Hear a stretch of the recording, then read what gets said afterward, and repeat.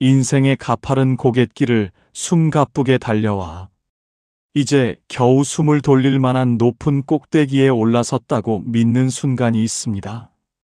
자식들을 남부럽지 않게 키워냈다는 안도감이나 사회에서 쌓아 올린 이름 석자의 무게가 나를 지탱해주는 든든한 장대처럼 느껴지기도 합니다. 하지만 어느 깊은 밤 문득 가슴 한구석이 허전해지는 것은 내가 붙잡고 있는 이 장대가 영원하지 않다는 것을 마음 깊은 곳에서 이미 알고 있기 때문일지도 모릅니다. 지금까지 나를 지켜준 성공과 명예 그리고 가족이라는 울타리가 때로는 나를 더 높은 곳으로 나아가지 못하게 붙잡는 보이지 않는 사슬이 되기도 합니다. 이제는 그 높고 위태로운 장대 끝에서 떨리는 발걸음을 내디뎌야 할 때입니다.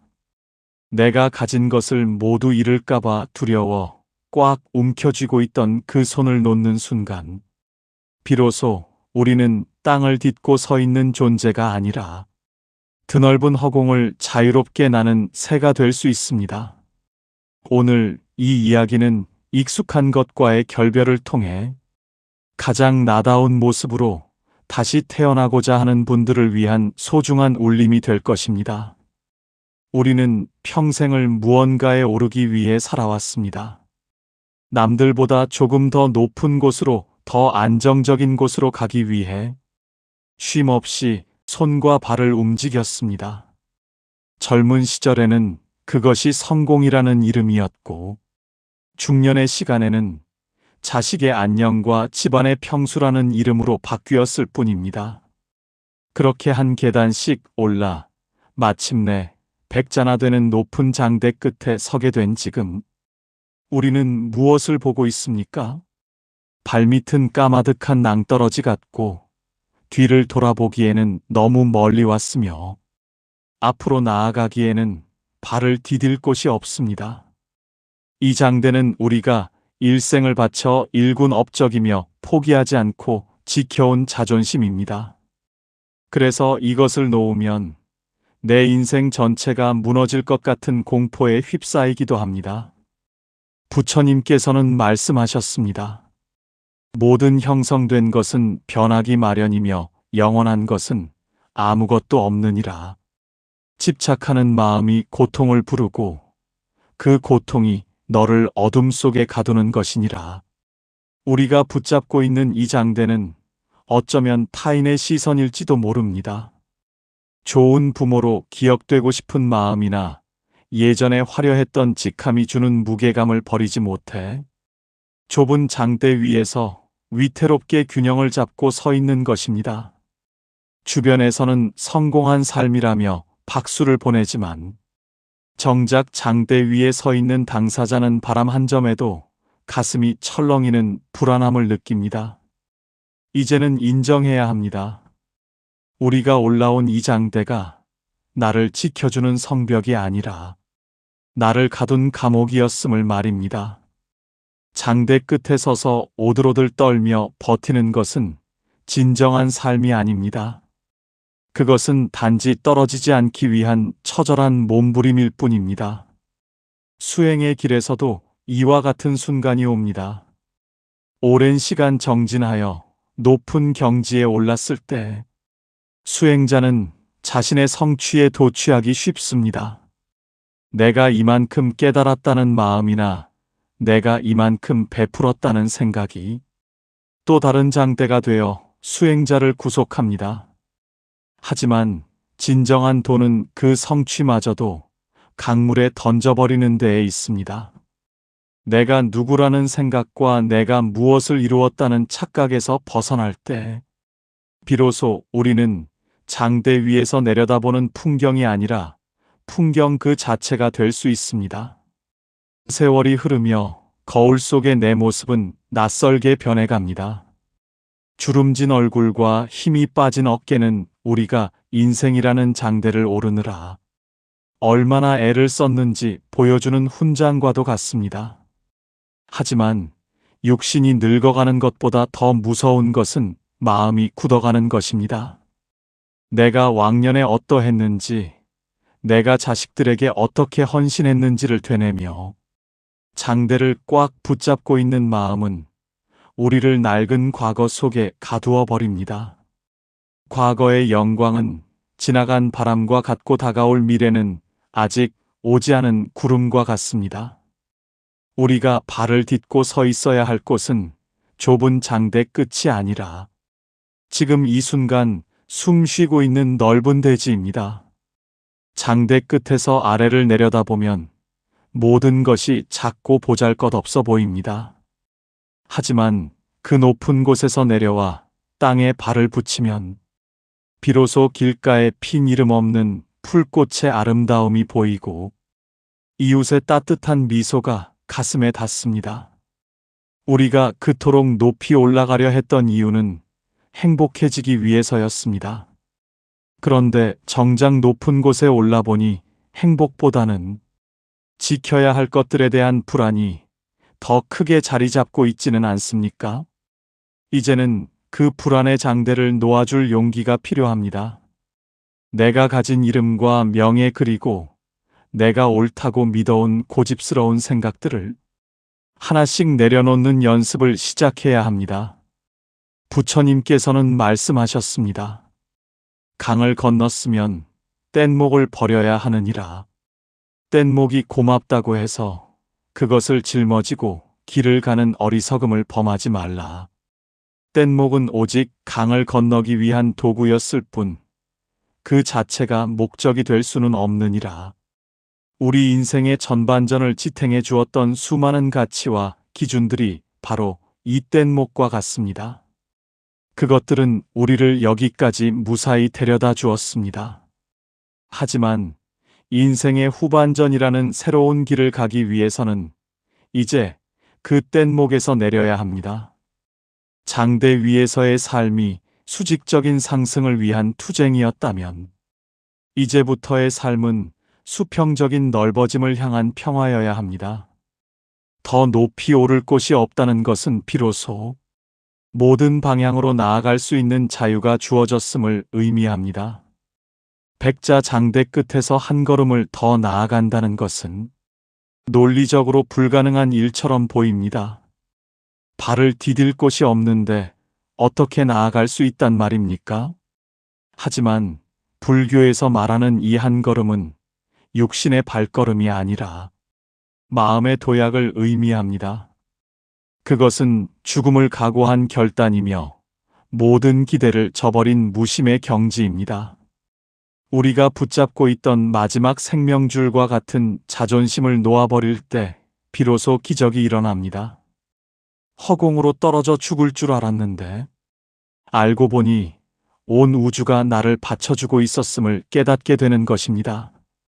많은 이들이 나이가 들수록 손에 쥔 것을 놓지 못합니다. 내가 가진 재산과 내 목소리의 크기가 나를 지켜준다고 믿기 때문입니다. 하지만 진정한 어른의 품격은 채움이 아니라 비움에서 나옵니다. 자식들에게 잔소리를 줄이고 내가 옳다는 생각을 내려놓으며 주변의 변화를 너그럽게 받아들이는 것, 그것이 바로 장대 끝에서 내딛는 첫 번째 발걸음입니다. 내가 대접받아야 한다는 생각을 버리면 어디를 가든 손님이 아니라 주인이 될 수 있습니다. 내가 대접받으려 하면 세상은 나를 평가하지만 내가 먼저 베풀고 낮아지면 세상은 나를 환대합니다. 부처님께서는 말씀하셨습니다.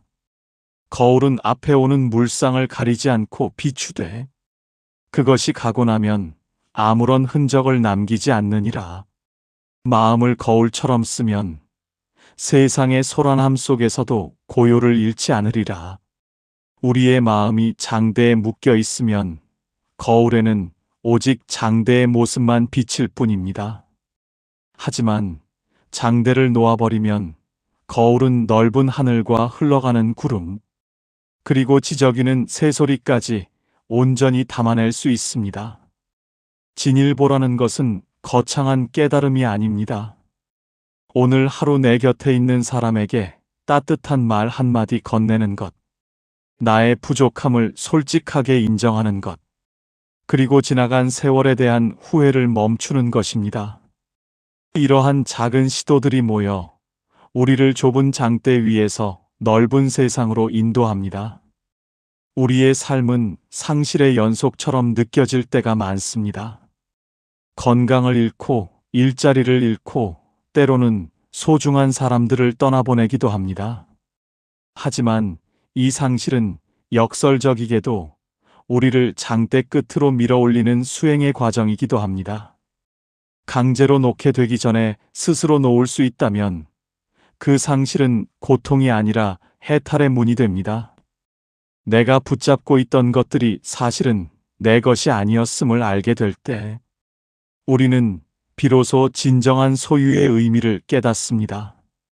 아무것도 가지지 않았기에 모든 것을 가질 수 있는 그 넉넉한 마음의 자리를 발견하게 되는 것입니다. 우리가 장대 끝에서 주저하는 이유는 떨어졌을 때의 아픔이 두렵기 때문입니다. 하지만 인생의 지혜를 가진 분들이라면 이미 알고 있습니다. 바닥에 닿아야 다시 일어설 수 있다는 것을 말입니다. 장대 위에서의 위태로운 안락함보다 바닥에서의 단단한 평화가 훨씬 더 값진 것임을 우리는 수많은 삶의 굴곡을 통해 배워왔습니다. 그러니 두려워할 필요가 없습니다. 우리가 내딛는 그 한 걸음 아래에는 우리가 평생 쌓아온 지혜와 자비라는 두터운 그물이 펼쳐져 있습니다. 부처님께서는 말씀하셨습니다. 어둠 속에서 등불을 찾는 자여, 내 마음 속에 이미 꺼지지 않는 불꽃이 있음을 왜 보지 못하느냐? 밖으로 향하는 시선을 안으로 돌릴 때 너는 비로소 길을 잃지 않으리라. 지금까지의 삶이 밖을 향해 장대를 세우는 과정이었다면 이제는 그 장대를 눕혀 길로 만들어야 합니다. 내가 올라갔던 그 높이를 이제는 다른 이들이 건너올 수 있는 다리로 내어주는 것입니다.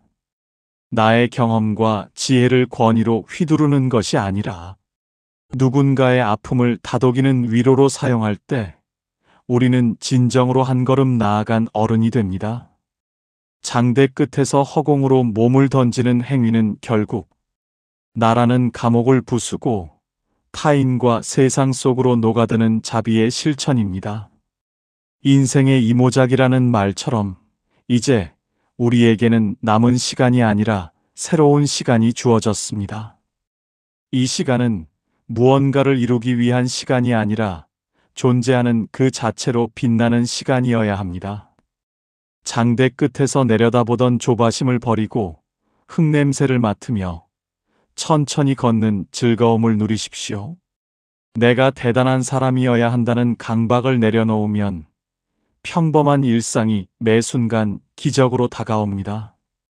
아침에 마시는 차 한 잔의 온기나 창가로 들어오는 햇살의 부드러움이 백자 장대 끝에서 누리던 그 어떤 성취보다 더 깊은 평온을 선물할 것입니다. 나이가 든다는 것은 더 이상 채울 공간이 없는 그릇이 되어가는 과정이 아니라 그릇 안에 담긴 낡은 것들을 하나씩 비워내어 맑은 공기를 채우는 과정이어야 합니다. 우리가 평생 공들여 쌓아온 지식과 경험은 소중한 자산이지만 때로는 그것이 너무 비대해져서 새로운 변화의 물결을 막는 댐이 되기도 합니다. 내가 이 분야에서는 최고라는 자부심, 내가 인생을 더 많이 살았으니 내 말이 맞다는 아집은 우리를 백자 높이의 장대 위에 고립시킵니다. 그곳은 바람이 거세고 발디딜 틈조차 없지만 우리는 그 자리를 지키기 위해 온 힘을 다해 장대를 움켜쥐고 있습니다. 하지만 보십시오.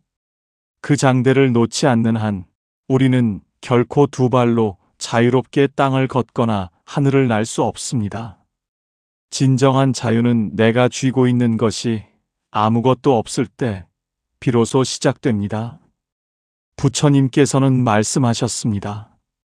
지혜로운 사람은 자신이 이룬 것을 자랑하지 않으며 과거의 그림자에 머물지 않느니라. 흐르는 물이 웅덩이에 고이면 썩듯이 사람의 마음도 과거의 성취에 머물면 생명력을 잃게 되느니라. 끊임없이 흘러가고 변화하는 것이 우주의 이치이니 너희도 그 흐름에 몸을 맡기고 집착을 놓으라. 우리가 자식들에게 서운함을 느끼는 이유도 결국 부모라는 장대 끝에서 내려오지 못했기 때문입니다. 내가 너를 어떻게 키웠는데라는 보상 심리나 여전히 내 품 안의 자식으로 통제하려는 마음이 우리를 괴롭힙니다. 자식이 성인이 되었다면 이제 부모의 역할이라는 장대에서 과감히 발을 떼어야 합니다. 그것은 방관이 아니라 진정한 독립이며 존중입니다.